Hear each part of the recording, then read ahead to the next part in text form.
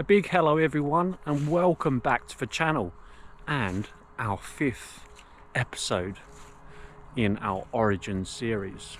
In today's episode we are going to take a look at how to combine your family history research with genetic DNA. We will be looking at 3 different DNA kits on offer and the sites that will provide you with everything you need to further your research and even solve illegitimacy issues. This video is not sponsored by any DNA sites. These are my own personal choices, and I will be sharing the reasons behind these choices with you today. After all, we all want to spend our money wisely and achieve results from the DNA kits we purchase. I have been studying my DNA for 7 years, and I've been researching my family history for 25 years. Over that vast amount of time, I have seen huge developments and changes in what is available to the genealogist. I saw family search in its infancy and remember it as only a place to search the IGI, the International Genealogical Index, and it was very sparse at the time, with not enough available information to help grow your family tree confidently. I remember Ancestry when it was a company offering just CDs and floppy disks. Now look at them, the biggest sites out there. This video will be perfect for beginners, seasonal researchers, and for more experienced. I manage several DNA kits across many different platforms, and I also manage kits for most of my closest family members. I use the power of my family's combined DNA to push my genealogical research as far as I can. Okay, ladies and gentlemen, let's begin. My heritage is often ranked at number 1 for DNA testing. Let's see why. With my heritage DNA, you can discover relatives who share DNA segments with you, inherited from the same common ancestor. You will also uncover the ethnic and geographic origins of your ancestors across 2,114 geographic regions and 42 top-level ethnicities, more than any other DNA test on the market. My heritage searches for those people whose DNA matches yours, and it will show the percentage of DNA you share and showing you how closely related you are.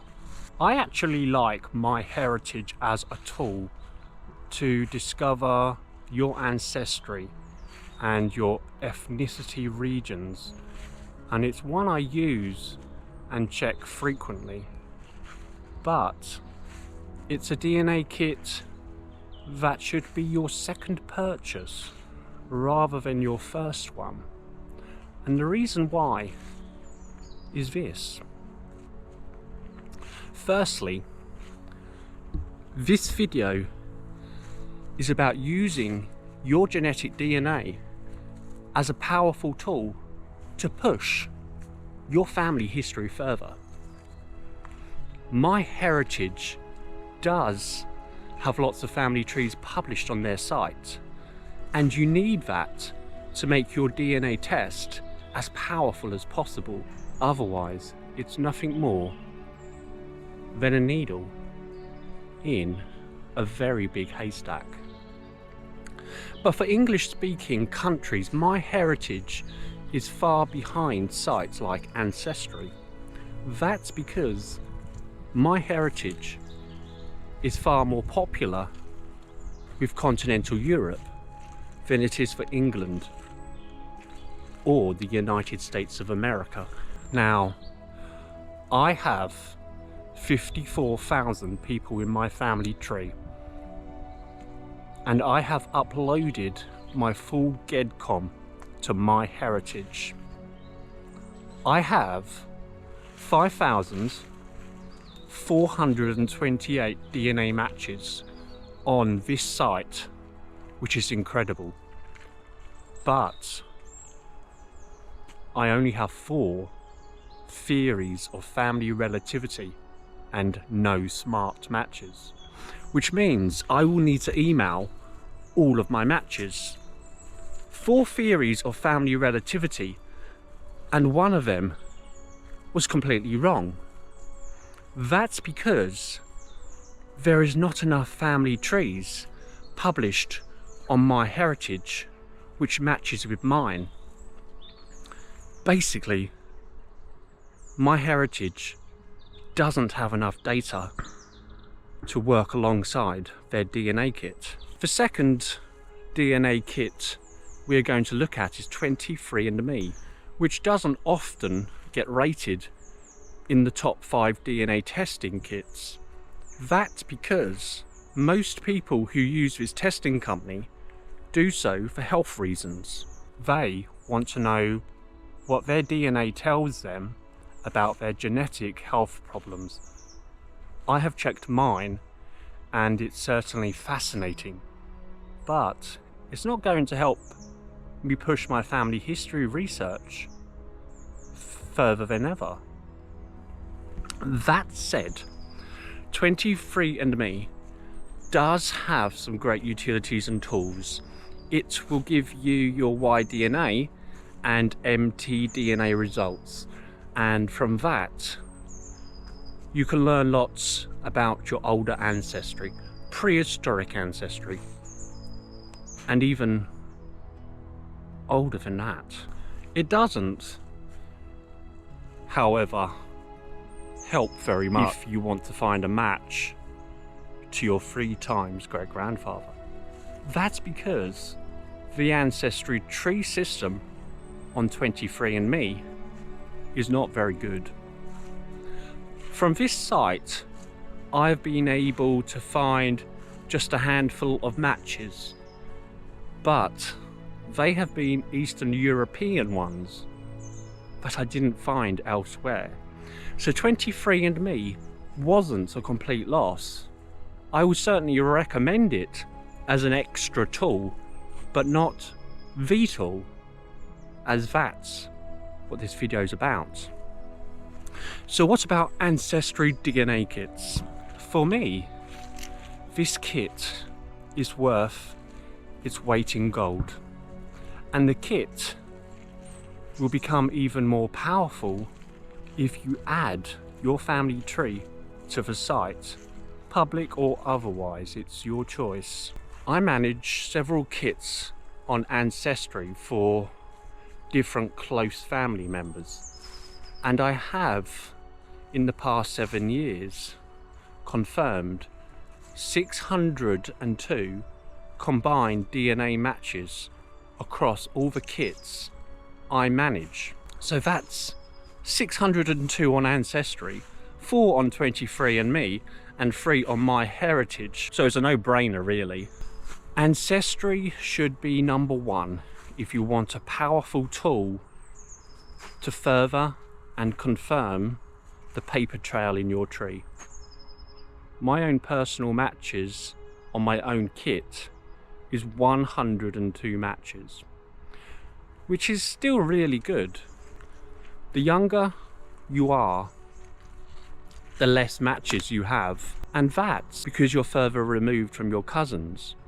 Most of the DNA kits on Ancestry are managed by the over 40s, so they belong in a different generation if, for instance, you are in your 20s. So if you can, test your oldest family members, as it's going to help your research and your DNA a lot. My niece is 11 years old, and I also manage her kit on Ancestry. She has 38 confirmed DNA matches, paternal only, as I have never researched her maternal line. But if I wanted to, it would be very easy. And Ancestry DNA, combined with everyone's online family trees, have made the kit so powerful I can hit a button on Yhana's DNA kit profile page and take a look at all of her potential ancestors, up to her 5th great grandparents.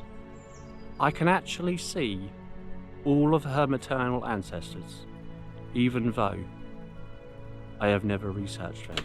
Is this because Ancestry is a powerful tool, or is it thanks to every genealogist out there who has put in countless hours of research, years of research, and published their entire trees publicly on Ancestry?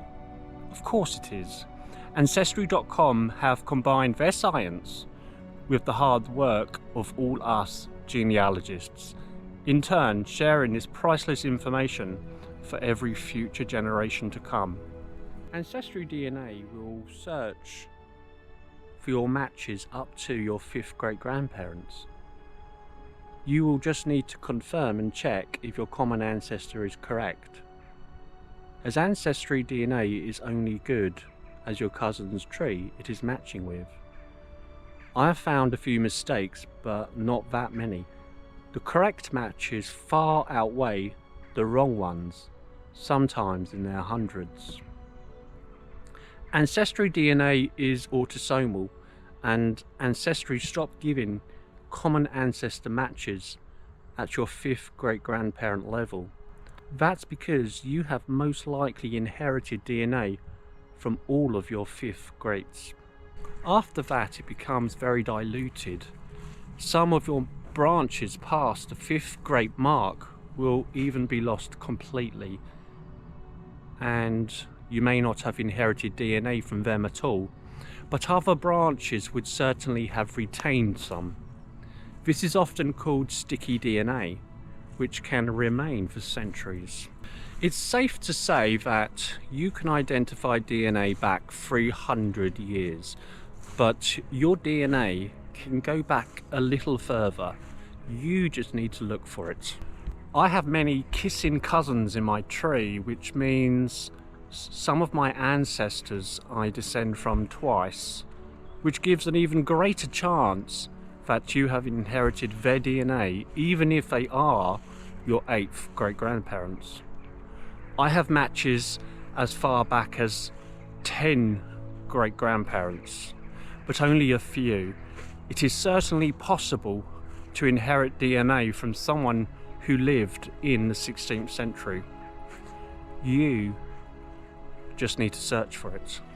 There are different opinions on the subject of sharing DNA with more distant ancestors, so use your own judgment and your own family research to confirm that. If your tree is good, and so is your cousin's, and you both match DNA and both share a common ancestor born in 1550, then the likelihood is the match is correct. If your tree is not very good, and neither is your cousin's, then the chance is more likely incorrect. There are lots more kits available on the market, and just as many sites which can be used as a means to further your research. Some of these are free too, so do your research and take a good look around at the market and make your decision wisely. Make the decision that will help you achieve the best possible results to further your genealogical research. After all, that's what this video is all about.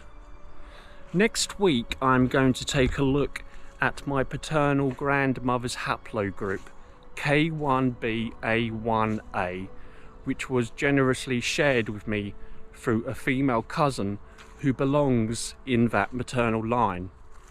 We will see what we can discover from this haplogroup, including some of the prehistoric cultures associated with it.